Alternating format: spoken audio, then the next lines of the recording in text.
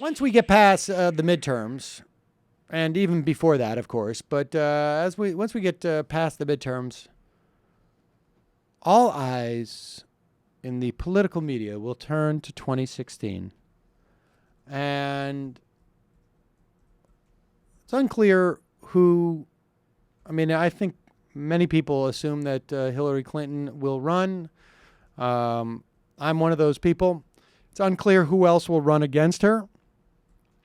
Maybe Bernie Sanders on the Democratic side. He's an independent, but he may run as a Democrat, I've heard. One doesn't know. On the Republican side, they are figuring out how to make that clown car made out of Lycra, because there's a lot of candidates who want to squeeze into that little clown car. One of them may very well be Dr. Ben Carson. He is a hero to the right because he is an African American who is conservative.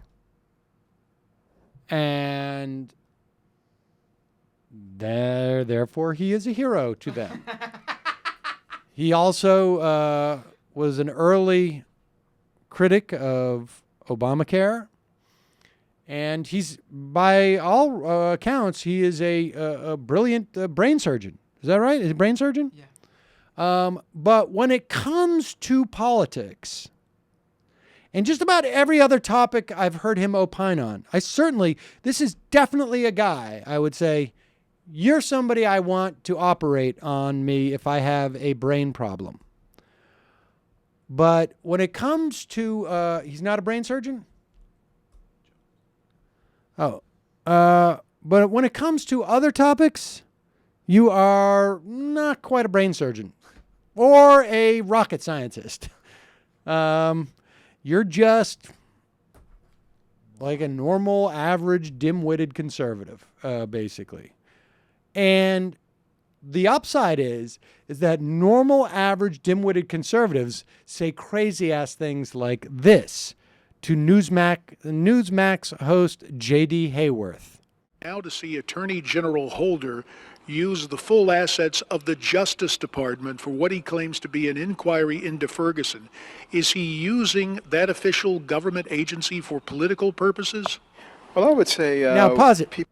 Now, understand that the idea of the Justice Department and the Civil Liberties Division going down to Ferguson, where you have a white cop who, by virtually every single account that we know in public, accounts that are now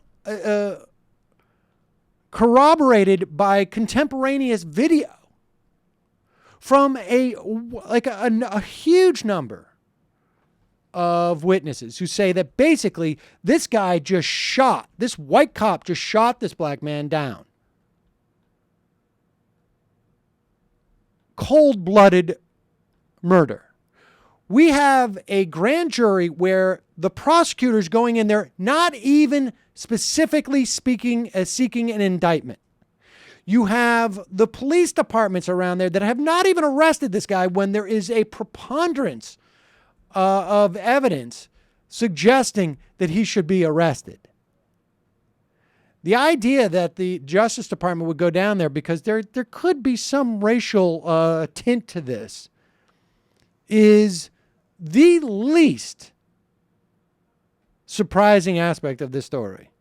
But here is Dr. Ben Carson, who I will remind you, as anyone on the right will, is also African American. So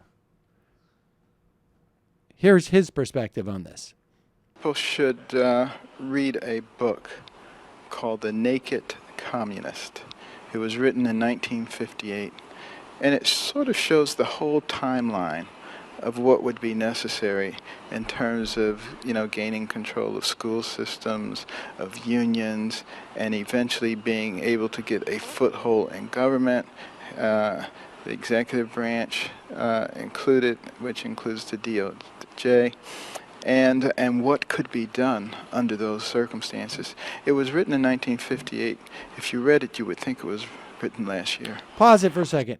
Now, in 1958, we had about 4 times the amount of private unionism in this country. So these naked communists, they did a really bad job of not only infiltrating, but allowing these unions to exist. And I believe in 1958, in fact, the government had already was running the school system. And now I guess maybe the communists have got into the schools, and I think we're seeing that, with the different salutes that we see to the communist, I guess the international communist flag. Now it's and now, of course, the communists are going to get into the DOJ, Civil Liberties Union, and they have spent now almost 60 years plotting to go down to Ferguson for this one moment. Continue. Dr. Carson, some people are going to hear your words and they're going to say, wait a minute, Dr. Carson is calling President Obama and Attorney General Holder communists. Are you doing that? My answer would be the same. Read the book.